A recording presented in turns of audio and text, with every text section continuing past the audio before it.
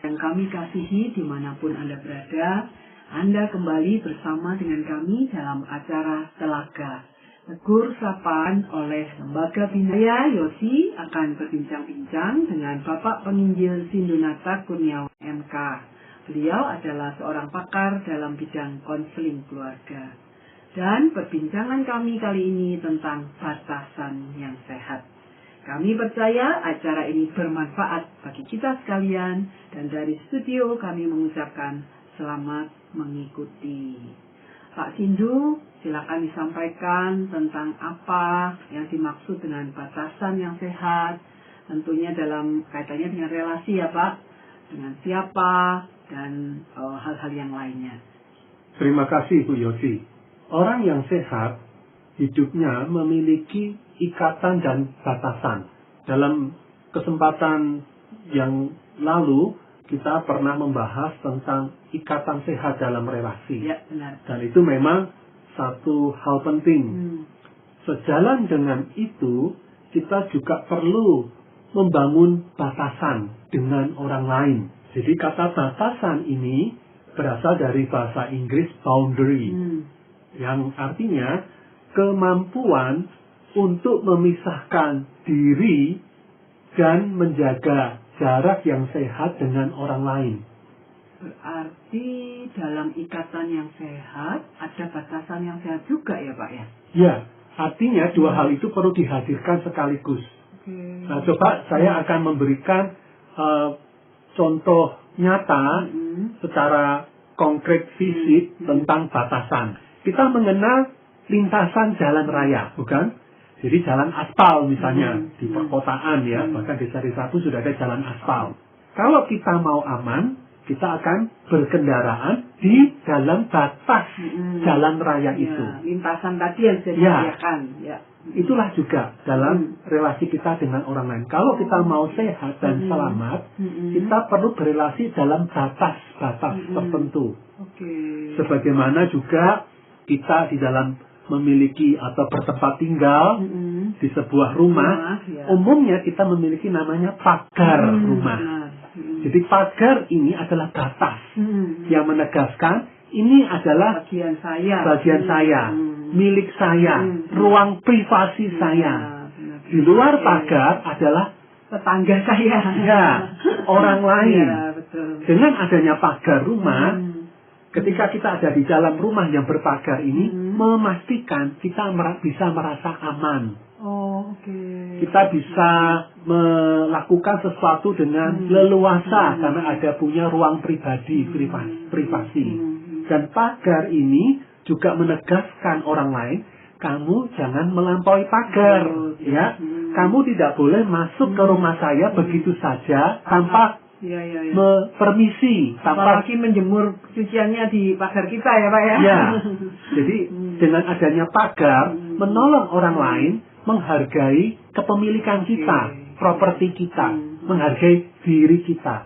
Demikian juga di dalam kehidupan kita sebagai manusia, kita memiliki bagian tubuh terluar, yaitu kulit. Kulit ini adalah batas kita. Jadi diri kita yang sehat tidak akan membiarkan siapapun menyentuh kulit kita. Ya, sembarangan ya Pak. Menyentuh ataupun misalnya meraba kulit kita, ya. Dan diri kita yang sehat pun akan melindungi batas kulit ini supaya tidak tergores, ya, terluka, berdarah. Kita akan melindungi batas fisik kita, yaitu kulit kita. Demikian juga di dalam kita berhubungan dengan orang lain secara fisik, kita punya namanya jarak psikologis. Ketika dua orang berhadapan, rata-rata dia akan berdiri kurang lebih jarak 1 sampai 1,5 meter, ya. Ketika orang yang kita merasa tidak cukup kenal mendekati kita, terlalu dekat gitu ya Pak di tempat umum. Ya, apa yang terjadi Bu Yosi? Saya langsung kaget lihat siapa dia. Dan ya, Pak. apa yang ketika dia merangsek masuk mendekat, saya mundur ngambil jarak. Tepat. Ya. Itulah Ibu Yosi yang sehat. Diri yang kita sehat akan punya jarak psikologis berhadapan dengan orang lain. Kita akan menjaga jarak yang aman. Kalau orang itu kita rasakan mencurigakan dan baunya, bahasa tubuh, tampilannya betul membahayakan. Kita bukan hanya 1 meter, Bisa mungkin lari 2, 3, bahkan lari. Itulah diri yang sehat. Sementara kalau kita merasa dekat, jaraknya bisa kurang dari 1 meter. Iya, betul. Bahkan bersentuhan kita oke, karena kita merasa aman. Tapi tidak sembarang orang. Kita akan pilih-pilih. Sesuai dengan kedekatan relasi kita tentunya ya Pak ya. Dan rasa aman kita. Ya, Nah, hal-hal inilah Ibu Yosi yang menggambarkan juga kita perlu batasan, kita perlu pagar, kita perlu jalur yang melindungi kita secara mental, secara psikologis, sebagai diri yang sehat. Jadi kalau fisik saja mempunyai batasan yang sehat, apalagi mental ya Pak, yang walaupun nggak kelihatan, tetapi kesehatan mental ini yang menentukan pribadi kita di dalam berfungsi ya sebagai pekerja, sebagai pelayan Tuhan, sebagai suami, istri, gitu ya Pak ya. Tepat. Jadi dalam hal ini, supaya lebih konkret, kita perlu jelas mana yang menjadi tanggung jawab saya. Mana yang menjadi tanggung jawab orang lain. Mana yang menjadi pekerjaan saya. Mana yang menjadi pekerjaan orang lain. Mana yang menjadi tugas saya.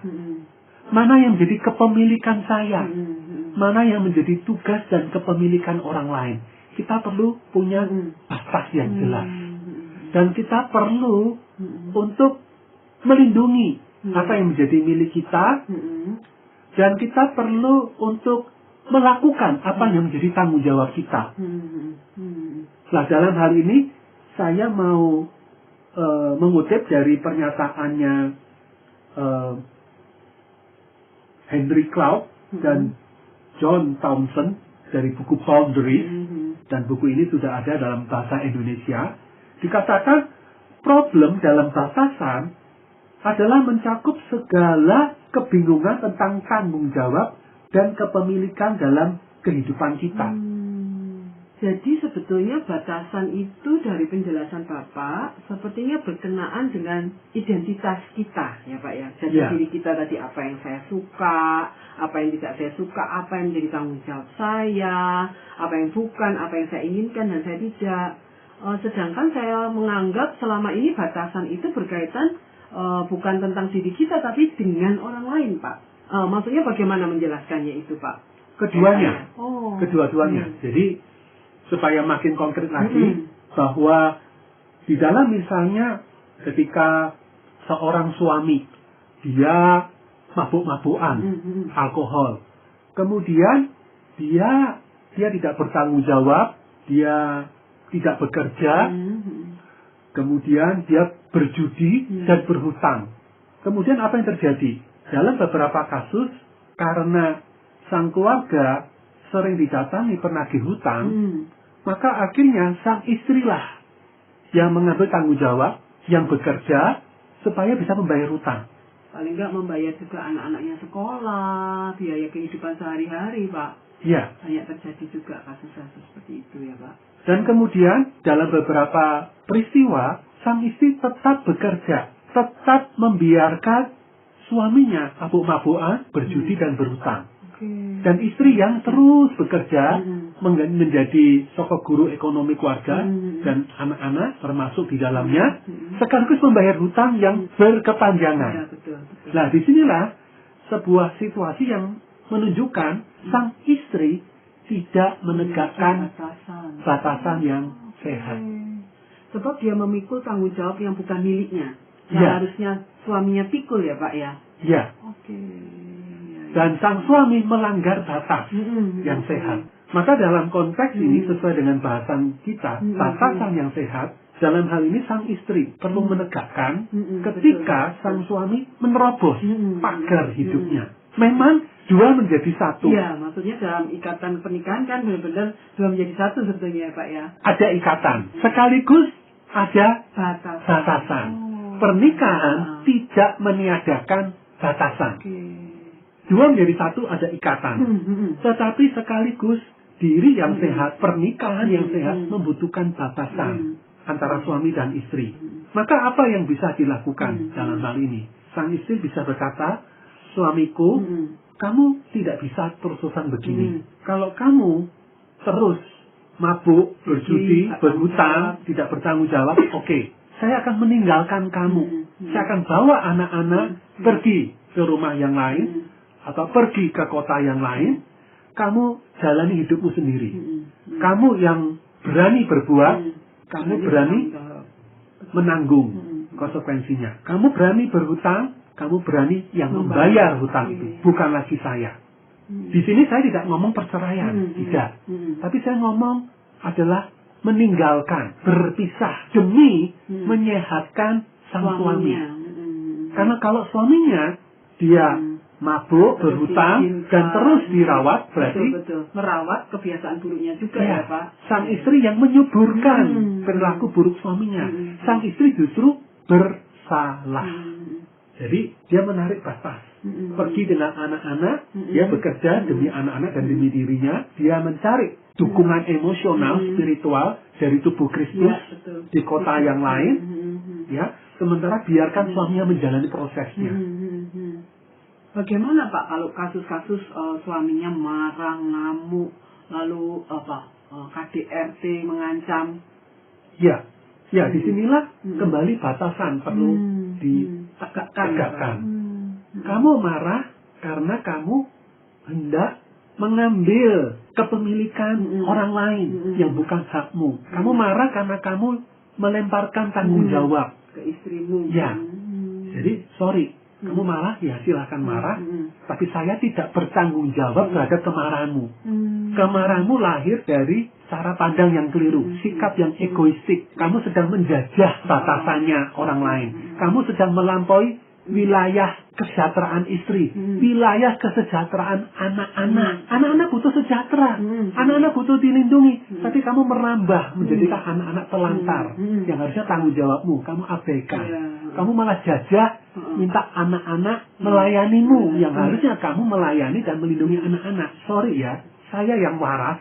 Saya yang bisa menegakkan batas yang sehat. Kamu tidak bisa demikian. Nah, kalau dia tidak bisa menerima dengan nasihat yang baik, atau dorongan untuk mencari perawat, coba kamu ke konselor, kamu butuh ditolong. Masuk kamu ke tempat rehab untuk kamu dipulihkan selama beberapa bulan di sana. Baru satu kembali. Kalau dia nggak mau, ya udah kita yang waras, yang sehat, yang meninggalkan untuk memberi batas yang sehat.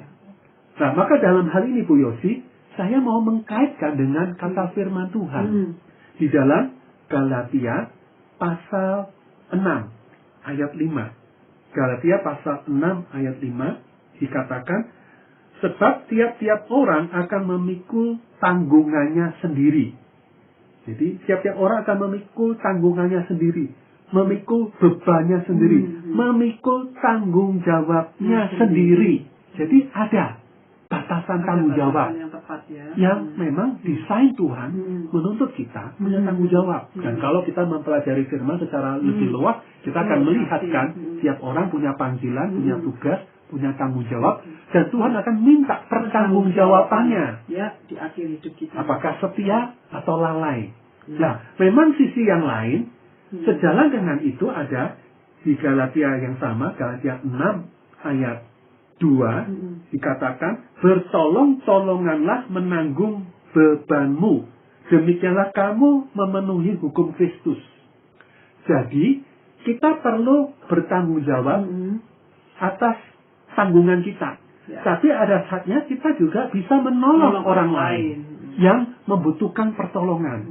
Tapi menolong orang lain bukan berarti membiarkan tanggung jawabnya ya Pak. Bukan mengambil tanggung jawabnya. Tapi kita menolong supaya dia bisa optimal mengerjakan tanggung jawabnya. Dan ketika kita menolong orang lain, bukan berarti kita mengabaikan tanggung jawab kita sendiri dalam kehidupan kita ya Pak. Ya. Ketika kita menolong orang lain, di sanalah memang ada namanya ikatan. Ikatan yang sehat, menolong kita punya rasa solider, rasa belas kasihan. Kita merasakan kasih, belas kasih yang menolong. Tapi ikatan yang sehat sekaligus butuh batasan yang sehat. Ada batasnya dalam menolong orang lain. Jangan sampai ketika kita menolong orang lain, membuat kita jatuh sakit, membuat kita mati sia-sia, bahkan ikut menanggung hutang. Keluarga inti kita menderita gara-gara kita menanggung hutang keluarga besar kita. Nah, disinilah ada batasan yang harus kita tegakkan ya Pak. Tepat. Ternyata memang dalam ya, ikatan dan batasan. Kelihatannya sesuatu yang kontroversi atau berlawanan, tapi sebetulnya itu menjadi satu di dalam kehidupan kita sebagai manusia yang sehat ya Pak ya. Ya, jadi dengan adanya batasan, adanya pemisahan, itu menegaskan identitas kita sebagai manusia, jati diri kita, seperti yang tadi di bagian awal disinggung oleh Ibu Yosi. Manusia yang sehat adalah manusia yang mengenal dirinya, mengenal dan memiliki jati dirinya, mengenal dan memiliki identitasnya. Jadi kita perlu berelasi dengan orang lain dengan tanpa kehilangan identitas, dengan tanpa kehilangan kedirian kita. Kalau saya pakai istilah teknis, tanpa kehilangan individualitas kita, atau dengan bahasa Indonesia yang lebih lugas, tanpa kehilangan kedirian kita. Dalam hal ini memang kita perlu menerapkan seni antara menjadi diri sendiri dengan tanpa kehilangan orang lain. Antara menjadi diri sendiri dan menjadi diri yang diharapkan. Kita ada di dalam dua tarikan ini. Menjadi diri yang diharapkan, yang menyenangkan orang lain. Ya. Sekaligus tapi kita juga butuh ada saat yang kita menjadi diri sendiri dengan keterbatasan dan keunikan kita yang perlu diberi tempat. Ya, itulah seninya tadi antara ikatan dan batasan ya Pak. Yang gampangnya misalnya ikatan pernikahan saya dan suami saya. Tapi bagaimana saya tetap bisa menjadi diri sendiri sehingga seandainya satu waktu pun suami saya dipanggil Tuhan, saya tidak menjadi gila gitu ya. Tidak menjadi kehilangan diri saya dan kehilangan segala-galanya gitu ya Pak ya. Benar. Jadi dalam hal ini Ibu Yosi sebagai istri perlu punya ruang waktu privasi. Tidak selamanya harus bersama suami. Tidak selamanya harus ngurus anak-anak. Ada waktunya untuk diri sendiri. Untuk hobi, untuk berkembang, bertumbuh, untuk mengisi baterai jiwa, recharge dalam bahasa Inggrisnya. Sebagai seorang individu ya Pak. Sebagai seorang wanita, sebagai seorang yang punya keunikan. Sehingga dengan demikian Bu Yosi juga punya kekuatan jiwa. Ya, betul. Ketika suami tidak bisa menopang, Bu Yosi bisa menopang dirinya. Yang tetap kuat ya Pak ya. Iya. Ya. Bahasan kita ini Bu Yosi bukan bahasan yang sekuler. Artinya bahasan yang ini gagasan psikologi, belaka. Gagasan sosiologi, antropologi. Bukan. Ini gagasan teologi. Gagasan firman Tuhan. Berbicara tentang ikatan dan batasan sesungguhnya merupakan pantulan dari sifat Allah sendiri. Kita mengenal Bu Yosi, Allah kita adalah Allah Tritunggal. Allah Bapa, Allah Putra, Allah Roh Kudus. Allah Tritunggal ini adalah satu Allah, satu oknum Allah. Allah yang terikat, satu kesatuan. Tapi sekaligus Allah Bapa, Allah Putra, Allah Roh Kudus memiliki batasan masing-masing. Masing-masing adalah pribadi-pribadi Allah yang berbeda dan terpisah. Masing-masing Allah Bapa, Allah Putra, Allah Roh Kudus memiliki identitas, memiliki jati diri, memiliki batas-batas dan tidak kehilangan identitas dan jati diri di dalam kesatuan mereka sebagai Allah. Wow, sangat dalam berarti ya Pak ya. Jadi hidup memiliki batas, itu alkitabiah. Bukan berarti egois ataupun humanistik, bukan berarti begitu ya Pak ya. Itu ilahi bahkan kebenarannya. Termasuk terhadap ciptaannya, Allah pun terpisah dari ciptaannya. Allah tahu siapa dirinya sebagai pencipta dan siapa bukan dirinya. Dia bukanlah Allah yang menyatu dengan ciptaannya. Allah kita adalah pribadi yang terpisah dari kita, ciptaannya. Namun, dia adalah Allah yang mampu memiliki relasi dengan kita. Dia adalah Allah yang merindukan kita, mengasihi kita. Dia adalah Allah yang berduka oleh karena ketidaktaatan kita. Bahkan Allah yang sedemikian mau mengorbankan milik yang berharga, putra tunggalnya, Yesus Kristus, mati untuk menyelamatkan kita. Tapi pada saat yang sama, Allah kita tidak kehilangan identitas. Dia punya kediriannya sebagai Allah. Di sini kita melihat perjumpaan antara ikatan dan batasan. Yang sempurna ya Pak ya, di dalam Tuhan ya. Dan itulah yang menjadi contoh kita, Ibu Yosi. Kita mengasihi suami, istri, mengasihi anak, mengasihi orang tua, mengasihi sahabat kita. Kita menolong, tapi sekaligus kita punya batas. Di mana kita bisa eksis dengan diri kita, kebutuhan, keunikan kita.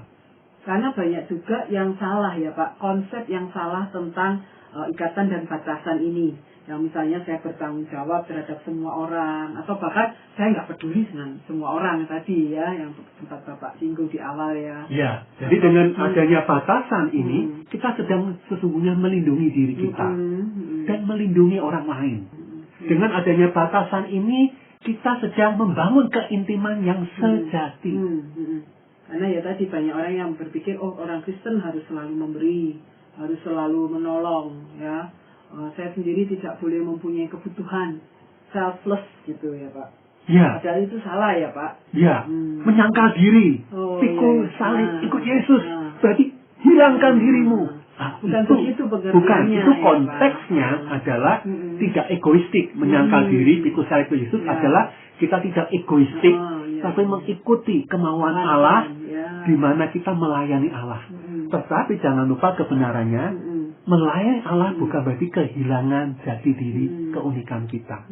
Allah malah pakai keunikan kita. Malah ada kata firman Tuhan juga, kerbau yang membajak tidak boleh diberangus. Artinya, menerima makanannya. Iya.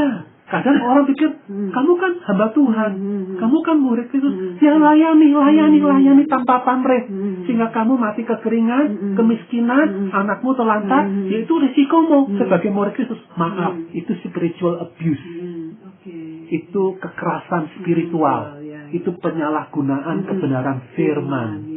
Bukan itu yang Tuhan kehendaki dalam kehidupan anak-anaknya ya Pak, murid-muridnya. Melayani Allah, menolong orang lain, tetap juga kita butuh makan bagi diri kita.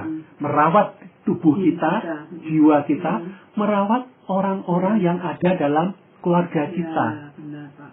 Jadi keseimbangan menjadi satu poin yang harus kita perhatikan ya, ketika kita bicara tentang ikatan dan batasan yang sehat ya Pak. Benar. Jadi maka dalam hal ini, memang secara fisik kita perlu memberikan porsi untuk makan yang sehat, makan teratur, istirahat yang cukup, ya, olahraga. Jadi jangan berpikir aku melayani Tuhan. Nggak perlu fisik-fisikan ya Pak. Ya, apa itu yang suka nge-gym? Itu duniawi. Yang suka makan sehat, makan tuh apa adanya. Ya, layani Tuhan. Kalau kita layani Tuhan, kita urus pekerjaan Tuhan, Tuhan akan urus kita. Ya, saya membantu pekerjaan Tuhan, Tuhan akan membantu kebutuhan saya dan anak-anak, istri, suami saya nggak perlu ngurus mereka. Keliru. Ya, harus seimbang ya Pak, fisik, emosi mungkin juga ya Pak ya, dan intelektual juga harus seimbang sebagai salah satu kebutuhan kita sebagai pribadi yang sehat ya. Ya, jadi kita butuh waktu untuk punya hobi sehat, bahasa Inggrisnya me time, waktu pribadi, belajar hal-hal yang baru. Saya sudah eksis dengan pekerjaan saya, karir saya, status saya sebagai pendeta, tidak perlu belajar. Orang lain yang belajar dari saya, itu juga keliru. Kita perlu mendiri diri yang segar. Diri yang segar, yang dinamis adalah belajar, terbuka. Membaca. Kalau secara sosial Pak, penerapannya, keseimbangannya seperti apa Pak? Ya, kita perlu punya waktu untuk mengisi energi psikis kita lewat pertemanan yang otentik, pertemanan yang rileks. Kita punya persahabatan yang kita bisa menempelkan diri apa adanya, ada prinsip kasih karunia, jadi membangun ikatan, ya. Kemudian dengan pasangan dan keluarga, kita sengaja memberi waktu kencan dengan istri kita. Seberapapun sudah usianya pernikahan kita, kencan dengan istri. Merawat, ya Pak ya. Ya, merawat pernikahan.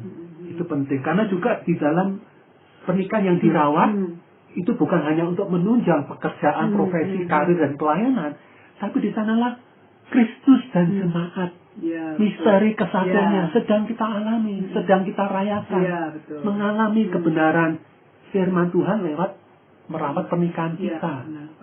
Apalagi untuk hal-hal spiritual yang saat teduh, retreat pribadi, memberi waktu hari Sabat dalam mingguan kita, bulanan kita, tahunan kita. Jadi ini satu kesatuan, bagian dari batasan. Jangan sampai ketika kita mengisi lumbungnya orang lain, lumbung kita pribadi, lumbung pernikahan kita, lumbung makanan kita, lumbung spiritual kita bahkan, lumbung emosi kita, lumbung anak-anak pasangan kita yang masih menjadi tanggungan kita, kita abaikan. Nah, disinilah berarti kita sedang bersalah, tidak menjadi penata layan yang benar dari karunia yang Tuhan percayakan kepada kita. Terima kasih banyak Pak Sindu atas uraiannya ya, dan bahkan penerapannya sehingga dapat langsung diaplikasikan. Saya percaya ini bermanfaat bagi kita semuanya. Para pendengar sekalian, terima kasih Anda telah mengikuti perbincangan kami dengan Bapak Penginjil Sindu. Anda yang berminat untuk mengetahui lebih lanjut mengenai acara ini, silakan menghubungi kami lewat surat. Alamatkan surat Anda ke Lembaga Bina Keluarga Kristen atau LBKK, Jalan Cimanuk nomor 56 Malang. Atau Anda dapat mengirimkan email ke telaga@telaga.org.